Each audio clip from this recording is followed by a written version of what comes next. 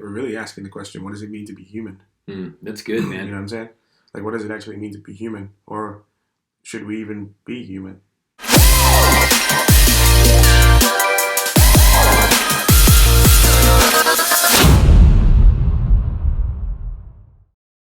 What's up, guys?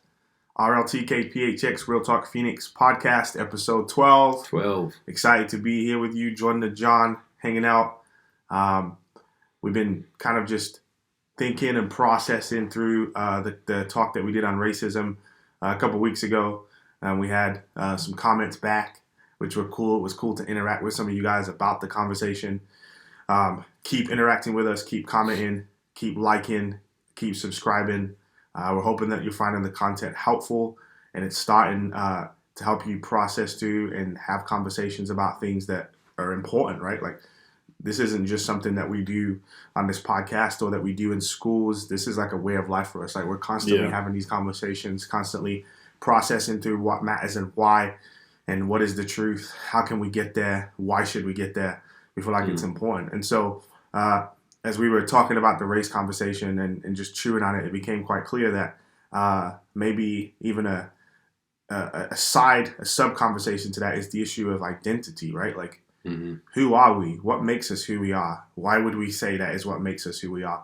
And I think if we look at our world today, in a world of Ancestry.com, 23andMe, right, and all these different types of ways that people are trying to discover their lineage and trying to discover their heritage and their history and their family name and what it means. I know for me, when I was growing up, it was like family crest, you know what I mean? All those different types of things.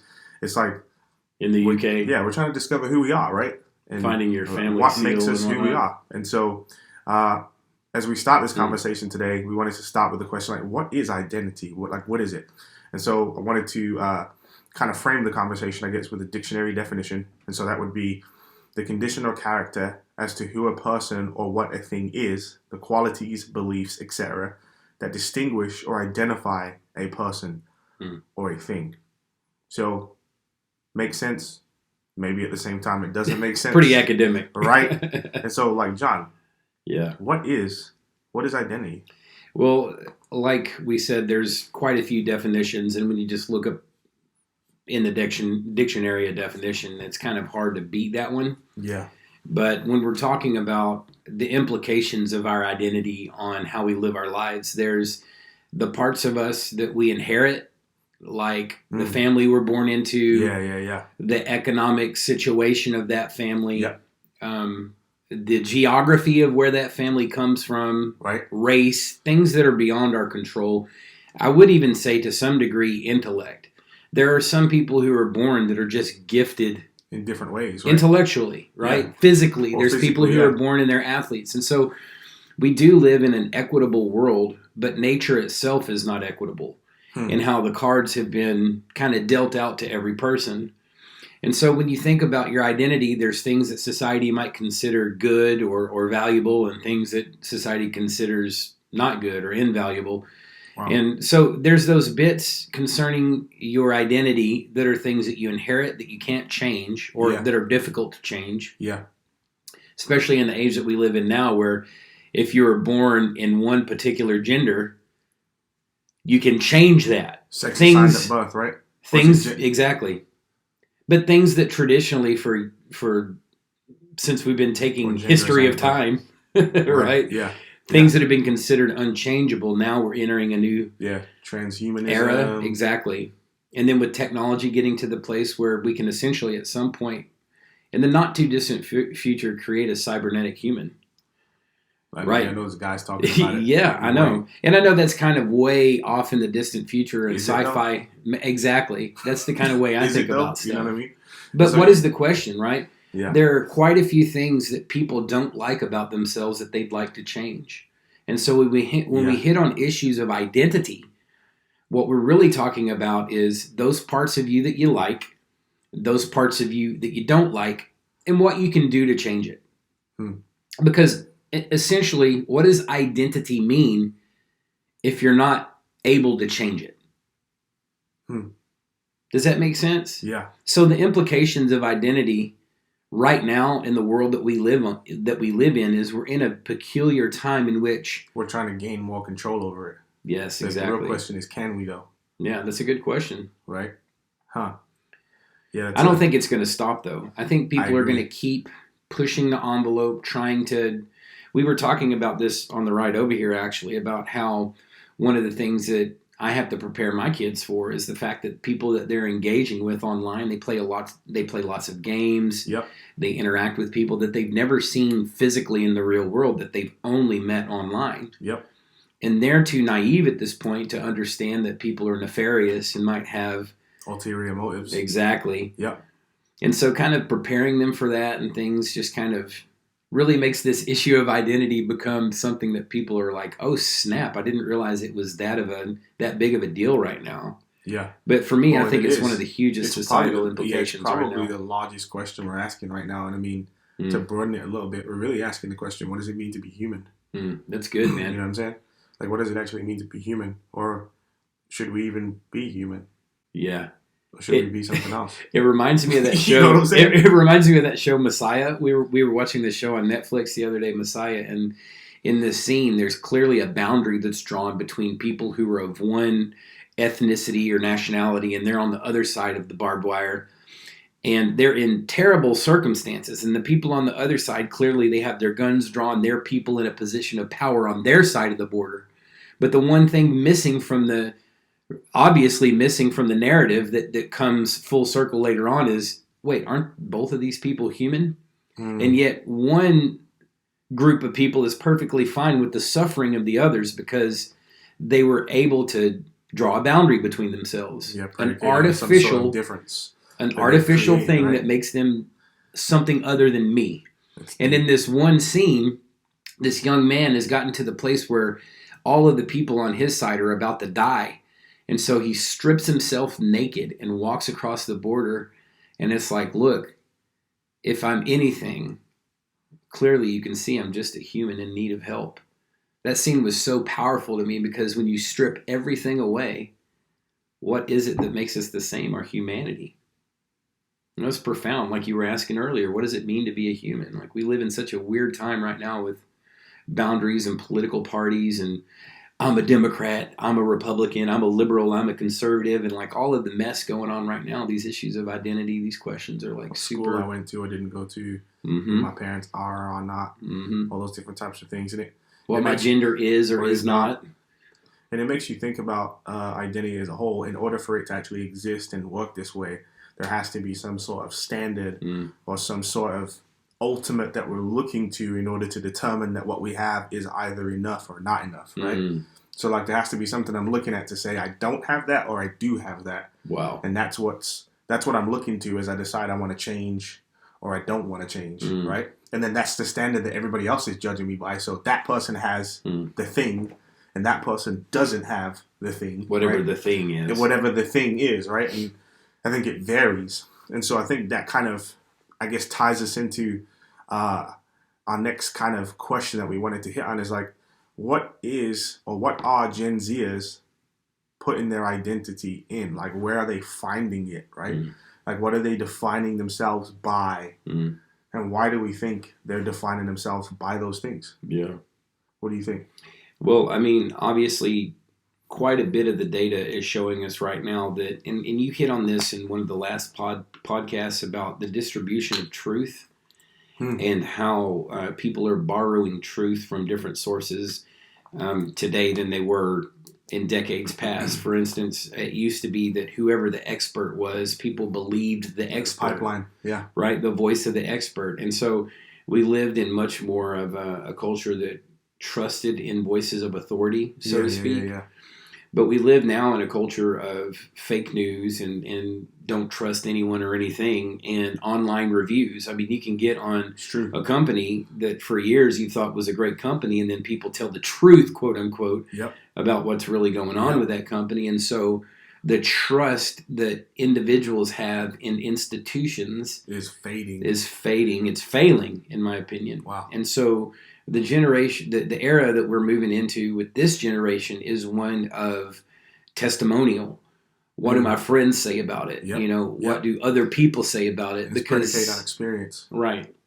It's hard to imagine that your friends would lie to you bold-faced to something Yeah. Bold-faced to you about something or a product or a movie or what.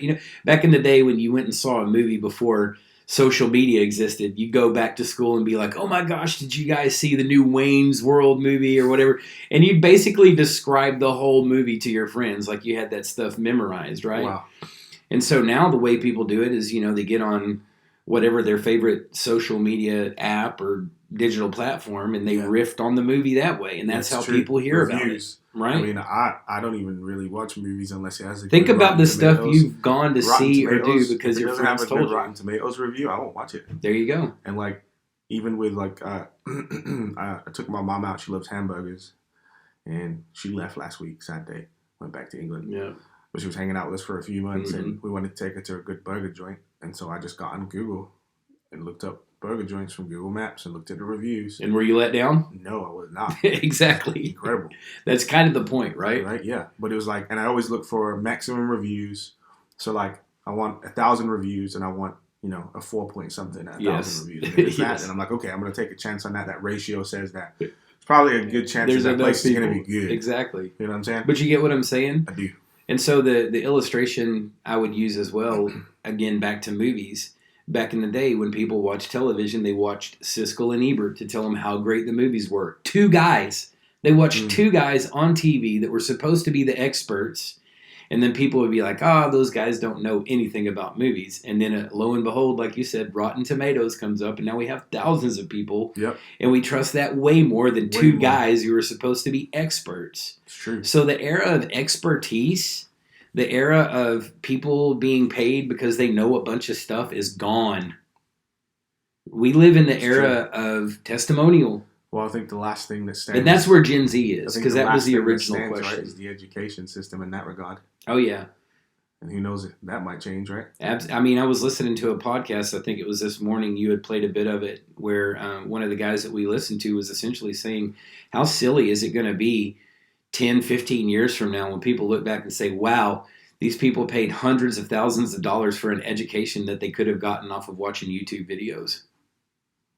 I mean, it's ludicrous to think about the stuff that your kid right now is preparing for a future that's not even going to exist. With the rate of tech. I mean, that's how I feel about it, right? Unless they're in some sort of specialized profession, like, being a doctor. For sure. Something that requires that kind of schooling. Absolutely. Technical hands-on. But the level of rigor and the level of discipline and intellect that it takes to even get to that place. Mm-hmm. I mean, like you said, those things, fields are always going to be open, right? But the need to get a degree in some sort of, basic thing that you could get or watch videos on or download PDFs of. And I remember I watched this movie, Good Will Hunting, several years ago, and he's arguing with this guy in the bar, and he's like, yeah, I got the same degree that you got for like $5 in late fees at the library. Dang. Or not degree, but like information, like the same amount of information. So, yeah. It's crazy to think about. Yeah. So, yeah, Gen Z is putting their identity in stuff. Mm-hmm. The distribution of trust has changed. Absolutely. So that also has changed the way that they put their identity in stuff, right? So, first thing that comes to my mind, obviously, is social. Yeah. I mean, really, really easy to think about, really easy to hit on how many likes you have or don't have, how appealing your post is or isn't, this this desire to be famous. And it's really not just fame anymore, it's infamy. And that means that you'll post anything on social media to get attention and then putting your identity in that. I remember I was having a conversation with one of my good friend's sisters, and she was talking about a kid at her school, and she was like, oh yeah, he's famous. I'm like, he's famous? She's like, yeah, he's got like 20,000 followers on TikTok. And I'm like, oh, I guess that's what it means to be famous in 2019. Right. You have a bunch of people following you on social media. Like when I was growing up, you weren't famous unless you were on TV and some or you actually did something. Yeah, you know what I'm saying? Like, okay, you create some video, it's funny, a bunch of people watch it, and now you're famous. Right. It's like, what? Yeah, I know. It's crazy to think about, but that's the world that we live in now. And so now every teenager is trying to make the next video. You know what I'm saying? And like, it's not pie in the sky. Like, you really could. Yeah. You're one video away from being famous. Like, you really are. One YouTube video, one TikTok video, one Instagram post, one Instagram video. You know what I'm saying? You're one well thought out joke or social justice thing or whatever, right? You're one profound message. Yeah, you're one compelling message away from millions of people following you on social media. I mean, isn't that what that young lady Greta Thunberg has kind of proven? Like, who was she before she got on social media, television, whatever? That thing went all over social media. But she stood up and kind of advocated for issues in the environment. And now she's got something like 3 million followers on social. And I think she's a pretty young teenage girl, like 15 or 16. And so I think of the implications of what that would be for me when I was 15 or 16 to have that many people looking up to me. I was not ready for it. Yeah. I think that could be some of the reason that comes with it as well, right? Because I've heard plenty of people say terrible things about her. Oh, man. You know what I'm saying? Horrible stuff. And it's like, man, she's a 15-year-old kid. And that's the other side of the world that we live in right now for Gen Zers. Yep. People wonder why they have so much anxiety, so much, like they seem like they know everything. And I've told people before, it's like, your teenager seems like they know anything. Could it be possible they actually do know more than you? So because it's a legitimate question. It's a legitimate question. It's a real legit question. I mean, my son lives on not social, but he lives on technology quite a bit. And I felt bad before as a parent. I'm like, man, am I doing something wrong by having him use this? But I kind of feel like that's where the world is going, and he needs to be an expert in it. But what I've come to realize is this kid is sharing information with me on the regs about stuff I had no clue about. Now, I have to listen to him and sift through some of that stuff to get down to the nuance or the critical truth about what's going on with things. But that's the cool part when we do that together is I get to share wisdom with him.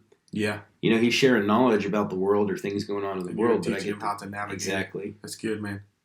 Yeah. And so, which brings us to another thing that I think really shapes identity is family, right? Yeah. And I think it's, we said this before, the number one thing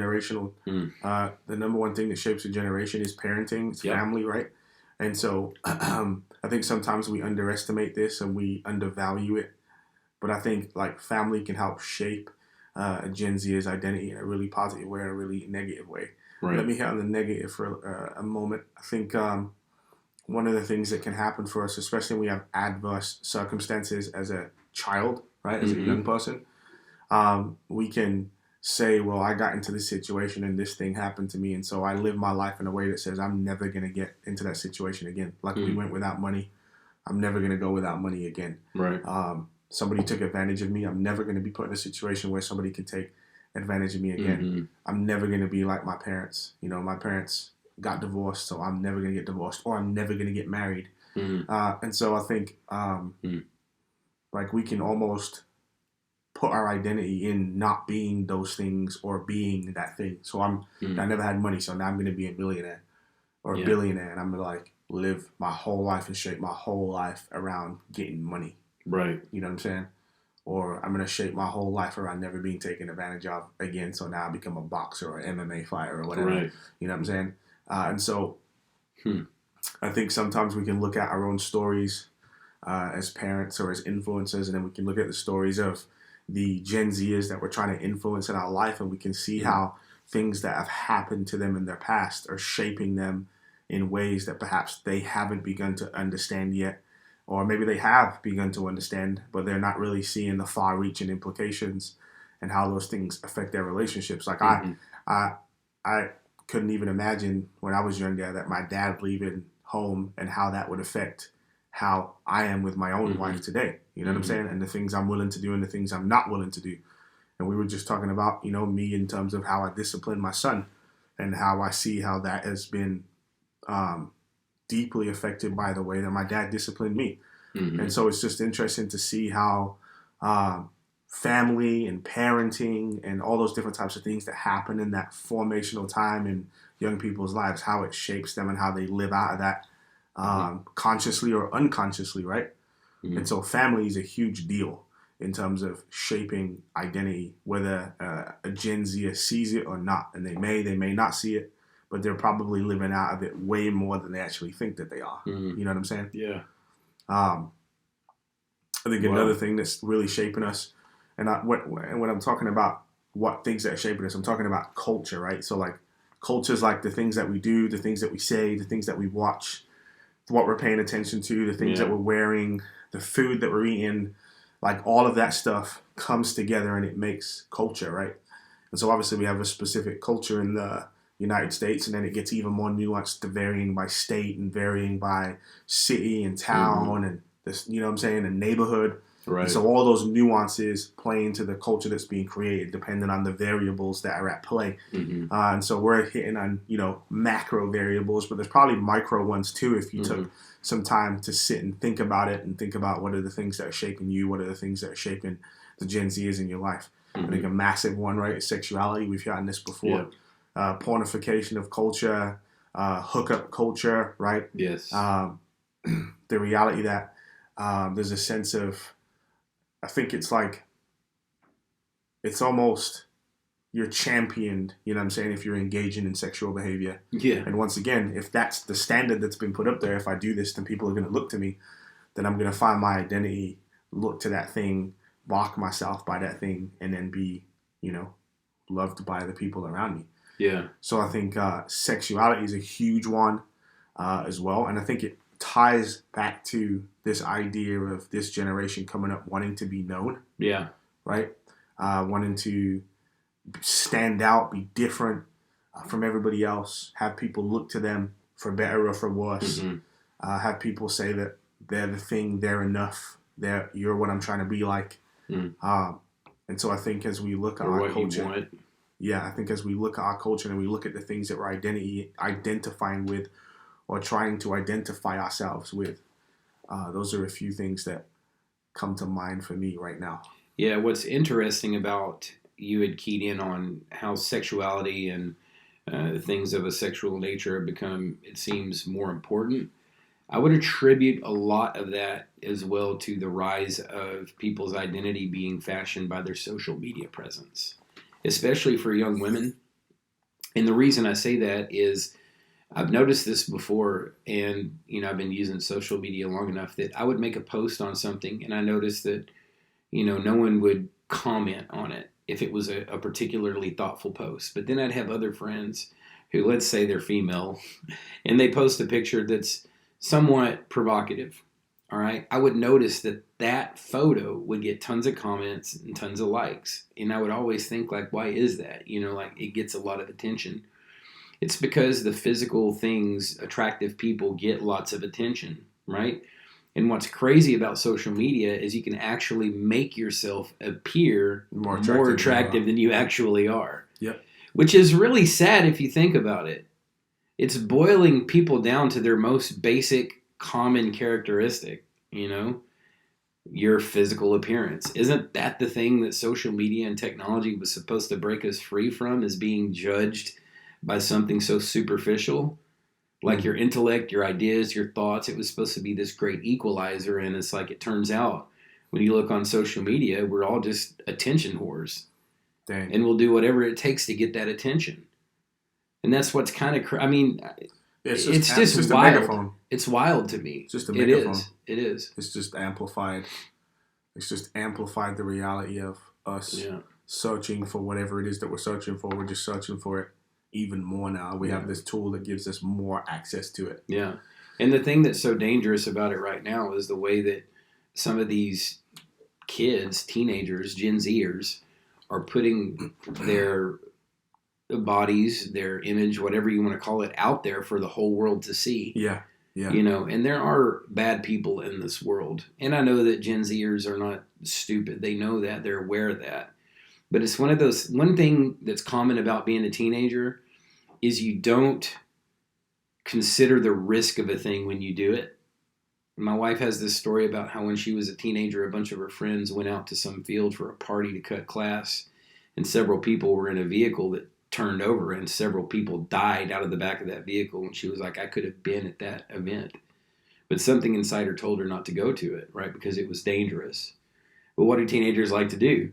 Dangerous stuff, right? Exploring, experimenting, right? Yeah, exactly. And so we definitely live, and I would, who they are. Yeah, and I would attribute a lot of, like I said earlier, the anxiety and depression and things like that are going on right now to this whole reality of culture of you being basically just a person who's there to garner likes or get attention. So what happens when you don't get the likes, or what happens when someone sees you in real life and your online persona doesn't match up? It's kind of a crazy set of circumstances. Yeah. Back in the days of MySpace. People that didn't look the way online. Yeah. Catfished. That's a real thing. Yeah, it is. But think about how sad catfishing is for the person who's doing the catfishing. They have a whole show on that now, I think. Yeah, about how broken. Yeah, it's sad, isn't it? And then people get caught and they're all sad and crying and like, they just wanted someone to love me. I know. It's like, dang. That's messed up. It is. Super messed up. And as I think about this, I'm thinking, well, why is this stuff that we're talking about even important, right? I think the reality is that these are the things that Gen Zers, and ultimately, just to be honest, all of us are trying to find our identity. Yeah. And the reality is we're being shaped and we're looking to these things as ultimate things, and we're judging ourselves and our lives and everybody else's lives by these things. And I think we need to be aware of that. We need to ask ourselves the question, like, is this really what I want to judge and rule and live my life by? Yeah. You know what I'm saying? I think a lot of times we don't ask ourselves the deeper questions, and we end up living our lives being guided by things that perhaps we're not even realizing we're being guided by. Yes. Right? We're being moved and shifted by the tide of culture and the things that society says, this is what you're supposed to be, and this is how you're supposed to look, and this is how money you're supposed to make, and this is the house you're supposed to live in, the car you're supposed to drive, the school you're supposed to go to. And we're being driven by these things, and we've never stopped and asked ourselves, why, and is this even what I really want? And to allow your teenager to ask themselves those questions, I think can be a powerful moment for them, because they're in that part of their lives where they really are trying to figure out who they are. They really are searching for their identity. You know, they're changing, their body's changing. Yep. They're going to school. You know, they're probably getting into their first real relationships with somebody romantically. Like, all these things are happening. They're making all these life decisions. They're feeling all this pressure to do and to not do, and to figure out who they are and what they want to do, and how, you know, what they're going to do for the rest of their lives, which is crazy to think about, but that's where it's happening. And so we have to walk with them and help them navigate that space. Yeah. Because it's extremely difficult. And I mean, think about it. I'm 30 years old and I ain't got it all figured out. Yeah. I'm still asking myself these questions. And I got 2 kids and a wife. Yeah. And so we're expecting a 15-year-old to have this figured out. Yeah. We're expecting a freshman in college to have this figured out. I don't think so. Yeah. And so speaking of college, I think another thing that really shapes us, and I remember when I went to college and I really saw this, like, fraternity and sorority culture. Like, you know, guys and girls, or guys particularly, branding themselves. Yeah, you know, absolutely.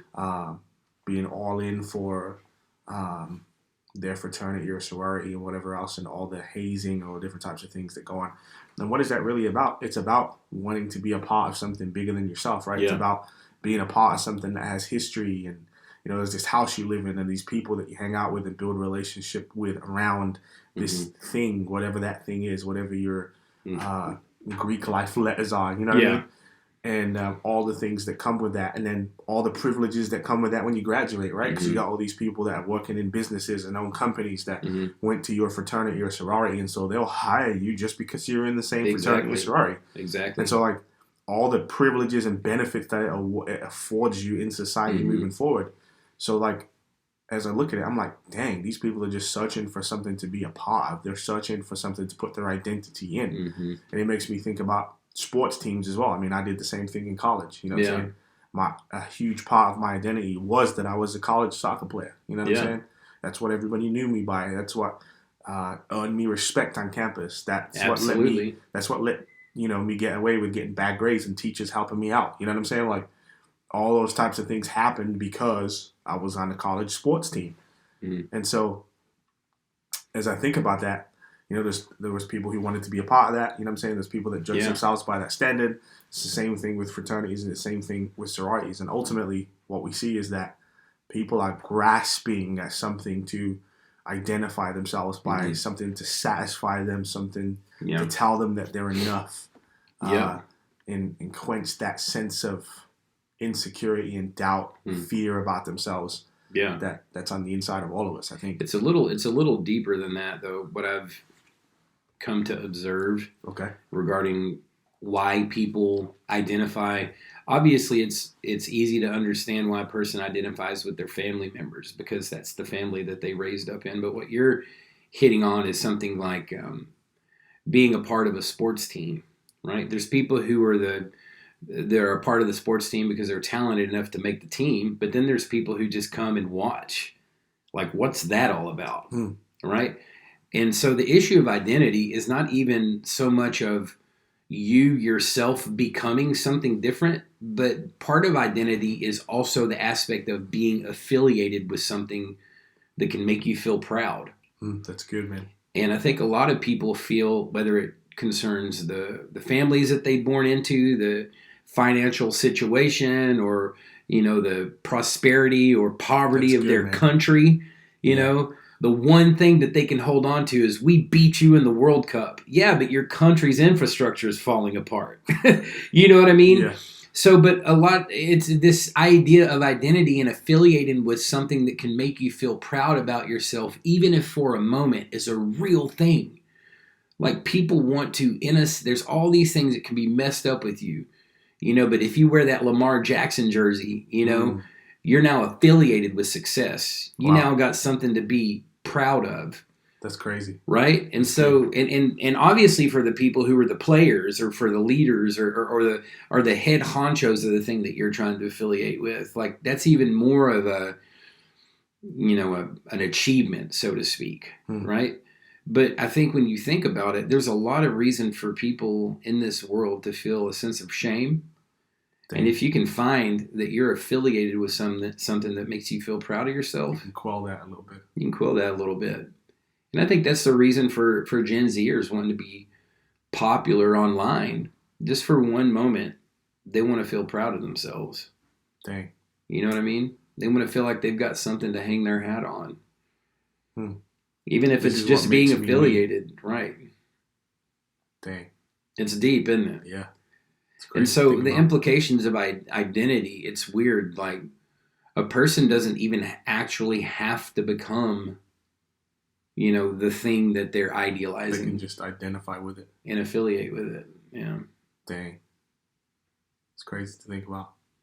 Yeah. And so these issues of identity, they run so deep. I mean, it's so it really does. Core We're just to what it means to be human. There's so much more to talk about.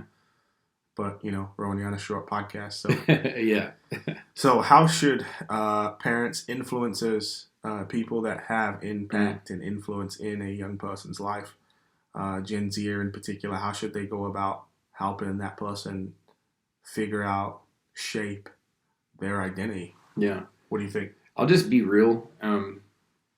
For me, if it weren't for the impact of other influencers who were adults in my life when I was a young man, I don't know that I'd be here today.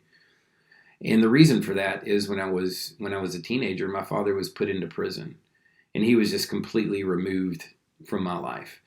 And in some of the most critical moments of a young man's life. Yeah. And so for quite a long time, I just felt like rudderless, directionless. And there were a lot of things that I got into as a young man because I didn't have someone kind of checking on me and making sure that I wasn't doing some stuff that I shouldn't have been doing, you know? Yeah. And so I didn't have that in my life, but in terms of my father when he went to prison, but there were people who came around and who saw what was going on, who took an interest in my life, coaches, teachers, there were some social workers at that time, people who cared enough about me to deposit into my life, who realized that, and it brings me back to this one story in particular. When I had to go to alternative school because I got kicked out of normal school because I was a bit of a troublemaker. And at this alternative school, the principal there, his name was Dan Chadwick. He was like an old football coach from some small East Texas town, but he was a tough old guy. He was a sweet guy, but he was a tough guy. I mean, imagine how tough you got to be to run a school, an alternative school with pregnant girls and thugs. You know what I'm saying? And so I'm up there one day, and I got in trouble for something, like I normally did. Yeah. And it was a pretty bad situation. He brought me into his office, and I was saying something to him as he was talking to me, and I was saying, I know. I was just saying that. He slammed his hand on the desk, and he's like saying, why don't you just say, shut up, old man? He's like, if you know everything, why don't you just say what you really think? Shut up. And it hit me hard. And he was like, John, he's like, there have been a lot of things that have happened to you in your life, with your father, with your family, the financial situation that you guys are in. You're here at alternative school. He's like, what do you think's next for you? And he was implying prison was next. Dang. And he's like, you've got this opportunity here at this place with people that care about you, and you're completely squandering it. And it just hit me. Like all of these things in my life were terrible. But this situation of being at alternative school was like my last chance. And this dude was able to speak into my life in such a way that it rattled me.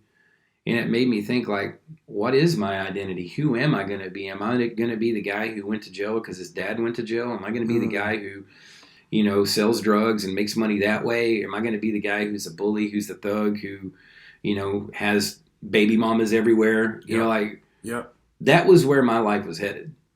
And this guy, cared enough about me to speak truth into my life in a way that just rocked me in that moment and influenced me and changed the course of my future. There's a lot of people out there. There's teenagers, there's Gen Zers that you have influence in their life, and you think, well, I'm just a coach or I'm just a teacher. Listen, you have one conversation with someone, you can change the course of their future. Especially if they know that you care about them. Especially with this issue of identity. You get that issue handled, you get that issue corrected in a person's life, man, that can motivate and fuel them for a long time. It's true. And so I was fortunate enough to have people like that in my life because of the circumstance. Having those hard conversations, right? Challenging. Yeah. So who am I? The guy whose dad's in jail, who's going to end up in jail himself, or the guy who got a chance, who's going to be rescued, who's going to make it? Yeah. That narrative I needed for my identity to be fashioned moving forward, and it was given to me. And once again, it kind of harkens back to what I was saying earlier. It wasn't that you just didn't realize. I didn't. You didn't have clarity on the full picture of the story. Like you, in that moment, you were just John at alternative school, being mad because you was there and just being whoever you was. Yeah. But he helped you see that, like, no, this is actually the trajectory of your life, and based on the trajectory of your life, this is where you're going, friend. You got to make a decision. You're at a crossroads, and so. And he hit on issues of identity. That's what, just talking about this today. Those things as a teenager. Who are you going to be? Who are you really hit me? Questioning my identity. Making me think about my identity. That's good, man. And so I think have that conversation. Ask him, who are you going to be? Mm-hmm. Like, based on what you're doing right now, this is what we see. Mm-hmm. Like, what decision are you going to make next? And put it on them. Put the onus, put the burden on them. Mm-hmm. Like I've seen Gen Zers respond the best when you help them recognize that there is a weight to the decisions that they're making and they should take them seriously. They do. Yeah. But I think a lot of times what we do is we get afraid and we just tell them what they should do. We underestimate them. And we remove that burden from them, right? Yeah. And then what do? They could go and rebel. Yeah. They might do what you say out of fear or whatever else.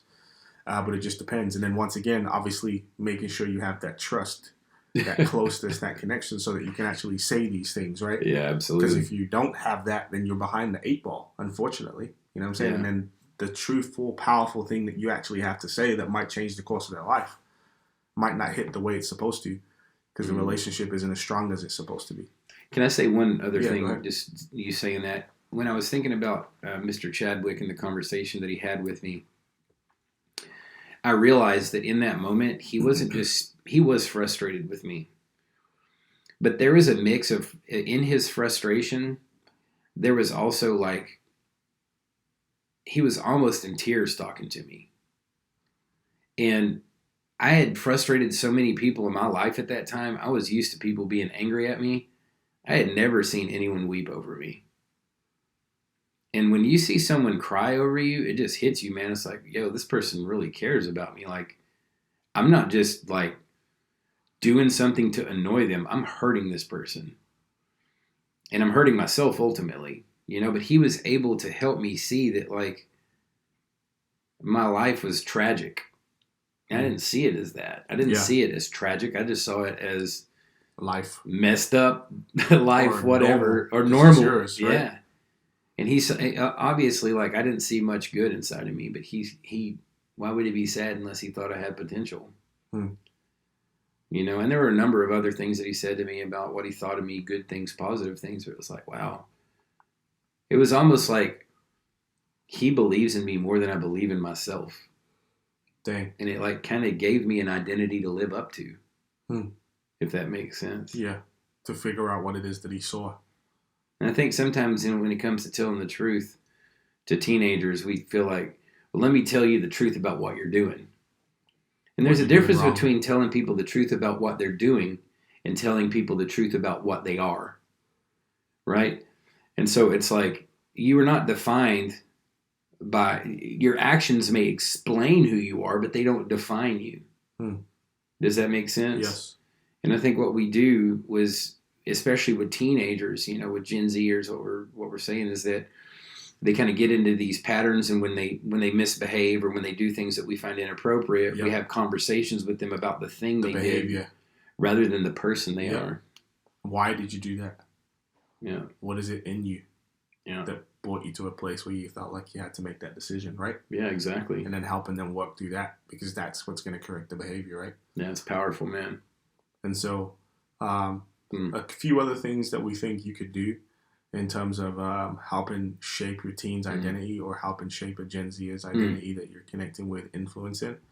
Like, what does it mean to be a part of a family? And I guess this specifically pertains a little bit more to parents, but I guess it could also pertain to coaches, foster parents, whatever else.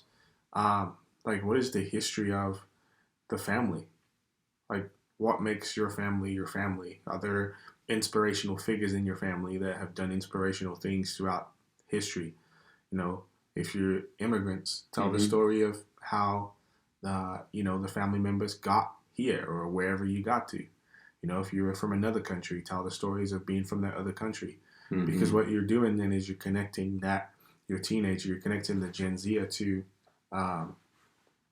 their family, and they're finding a sense of history, finding a sense of self, finding a sense of connectedness, and ultimately hearing about something that they can identify with, right? They can actually identify with their family. This is what my family is. We're, we've immigrated. We're strong. We're courageous. We make bold decisions. We take risks. Like, you have to do all of those things to get up and leave what you know and go to a place that you don't know. You have to have an immense amount of character and courage to be able to do something like that. And you're speaking that into them as you talk about those things.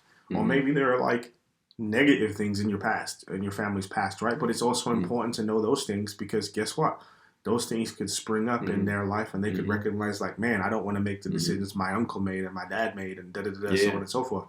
Like, just to be real, like in my family, the men in my family have a history of cheating on their spouses. It's just the truth.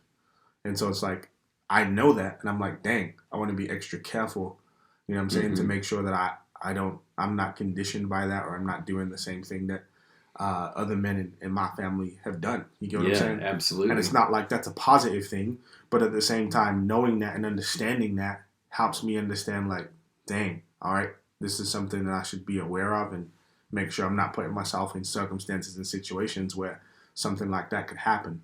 And I'm not necessarily saying that it's hereditary. Sure. But what I am saying is that, like, family and the things that you experience and the places that you live and the people you interact with do shape you. It has an influence. Consciously and subconsciously, right? And so we should be aware of that. And I think also, too, tapping into your sense of family and what that means fights against individualism, right? Because the reality is we're a super individualistic society, and we've been taught to care about self, me, create your own world, do your own thing, be your own person. And that's not really working out for us, in case you haven't noticed, right? And so we're still searching for that sense of connection and community and finding your sense of self. I mean, it works out on some things. Sure, to some degree, but like what we're seeing is that we're just now issues finding of identity in stuff that we shouldn't be finding our identity in. You get what I'm saying? And so I think if you can find part of your identity and take good things and that are going to help you propel you from your family, and then even the bad things, looking at those in a positive light, like, okay, maybe I should be careful about this. And then maybe that will help you see some of the big patterns of behavior you have currently right now, and how those need to change and how those are connected to the past history of your family. Like, dang, this was something that my family struggles with. Yeah. You know what I'm saying? There's family struggles, but there's also, family. So we're talking about, if you're listening to this podcast and you're an influencer or you're someone who has teenagers in your life, a coach, a teacher, whatever, you're thinking of trying to create a culture around that person, that teenager or teenagers that you have in your life. And so you can think about this in terms of the positive as well. In other words, and I'll give you an example, there's bad things from my family history, but there's also some good things from my family history. My grandfather was in the war, and he was injured terribly in the war. And part of our family story is how he was able to overcome those adverse circumstances and still be able to survive. And so part of that for me at times, I think like, man, if my grandpa can go through this and survive and fight in World War II and do all of this stuff, in my mind, I'm like, what am I complaining about right now? Like that's in my family heritage. We don't stop. We don't quit. Right. So part of those stories and being connected to that from your family heritage is like the need for that stuff. Gives you fuel, man. It gives you fuel, but it also gives you a narrative. It gives you a story, right? And so you see yourself in that family story, right? Now it's my turn. Am I going to be like grandpa who, this thing happened to him and he excelled and he overcame, or, what am I going to be? It's good. And so when there's positive things in the family history that you can connect to, not just negative things like, debauchery or drug use or things we've talked about before. When there's positive things, that can tether young people as well to be like, you know what? With our kids, for example, one of the things that I say to them often, I was like, eyes and rings don't lie. They'll say stuff, and when they do it and I catch them in a lie, instead of getting angry about the thing that they're doing, I will say to them, eyes and rings, I'm mad at you because that's not what we do. Eyes and rings don't lie. And so that's a thing in them, right? It's not just something that individuals, you shouldn't tell a lie, but like, what is our family about? We tell the truth. We tell the truth to each other. And that's a cultural ethos that I'm trying to create. Together. Something that we don't have, and I'll tell them, I'm like, you don't have to lie to me, man. There's nothing that you can say to me that's going to make me stop loving you. The only thing is if you isolate and you hide. Because my love can make room for anything that you're going through. And so the reason eyes and rings don't lie is because there's a culture of love and care and concern. We're all trying to get to the same place together. It's good. So lying is counterproductive. It's good. And I like what you said about the reality of all of us trying to be attached to a narrative, a story, right? Right. Which I think brings us to kind of wrapping up with our Christian perspective and the reality that we're all trying to be a part of a story, right? We're all trying to be a part of something. We're all looking for something to identify with. We're all looking for something to give us our sense of self. And so the question then becomes, where can we find this? And so I think the larger the story, the more grand the story, I think the more ability it has to give us our sense of identity and our sense of self. And I think another question we have to ask ourselves too is like, what's a story that's like actually can involve all people? Right. You know what I'm saying? Because I think there's a lot of stories out there that can only involve certain types of people. You know what I'm saying? Mm-hmm. Whether it be intellect or whether it be attractiveness and all those different types of things. And so what I love about the gospel is it's not predicated on any of those things. It's predicated on your ability to have faith in God, have faith in Christ, trust in Christ for him to do what we were all unable to do. And then the Bible goes on to talk about us being a part of the family of God, right? Yeah. And so now I'm a part of this larger family that has all different types of people, colors, creeds, nations, that have all different types of stories and have seen God work in their lives in multiple different ways. And now I can grab from that sense of history. I can grab from those stories and hearing about saints of old that went through crazy things and trusted God and saw God work in amazing ways. And I can lean on those stories. That's my family. You know what I'm saying? And I can use that as fuel to now live the life that I feel like I've been called to live now today in 2020, because we're in 2020 now, which is crazy, right? Yeah, and so absolutely. Identity has to be given. We're all looking for it. We're all looking for something to tell us who we are. And I think ultimately the ultimate person for that is Christ. That's good stuff, man. Yeah, man. Well, we're all a part of the big family. For sure. So yeah, guys. Episode 12 in the books. Yes, sir. Hope you guys enjoyed it. Follow us, social, Facebook, Insta, Twitter, YouTube. LinkedIn, and YouTube. I always forget YouTube. Hope you guys enjoyed. If you have any questions, feel free to ask them. Drop them in the comment section. Share this with somebody. It'll be helpful to. We appreciate you listening. Hopefully this starts the dialogue and you guys continue it. We'll talk to you guys again soon. We love y'all. Peace. Peace out.